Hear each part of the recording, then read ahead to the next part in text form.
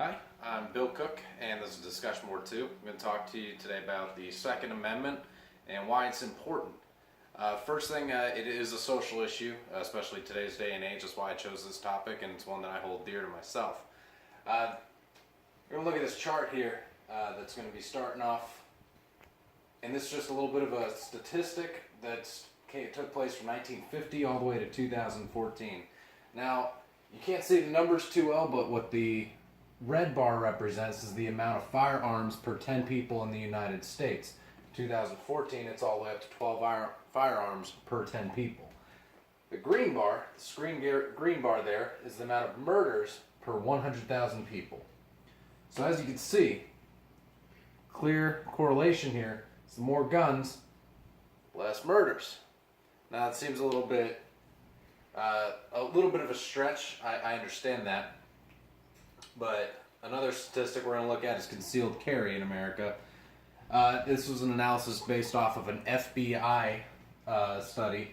They show that concealed carry laws have reduced 8.5% in murders, 5% in rapes, 7% in aggravated assaults, and 3% in robberies. Now, with the exception of one shooting since 1950, only one of them has been with the exception of one, all mass shootings have been where citizens have been banned from carrying weapons. So these are just some of the statistics that I like to bring up and the importance of gun ownership. But we talk about this a lot. So what does God think about all this? What's the Bible tell us about concealed carry or weapons? Obviously there were no guns, but Luke 11 chapter 21 says, when a strong man fully armed guards his own palace, his goods are safe. Exodus 22 verses 2 and 3 say that if a thief is found breaking in and is struck so that he dies, there shall be no blood guilt for him.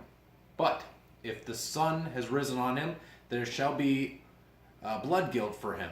He shall surely pay, and if he has nothing, he shall be sold for his theft. Now, so that gives us an idea. It gives us clues as to what God wants to tell us about concealed carries. Yes, they're good. The Bible almost encourages you to have your own self-defense in your own home, based on those two verses I've told you. However, the proper management of this is to not use these weapons, not use them for evil. And so, henceforth, what they're saying, if the thief has light upon him and you can spare someone's life, you absolutely should. So what's the solution? How do we solve this problem? Gun safety. That's the first and foremost thing you need to do, because that reduces accidental deaths, and it also teaches people how to use the weapon properly. Additionally, is following God's word, treating people nicely, treating people the way He wants you to be treating them, and following life in His image. That's going to prevent wickedness in this world. You pass it forth onto your brothers and sisters and everybody you meet, and you just encourage the good opportunity to meet people. It's gonna share love rather than hatred, and that right there is going to make this a much better world. And being a pro Second Amendment guy, I gotta say, the Bible's on my side.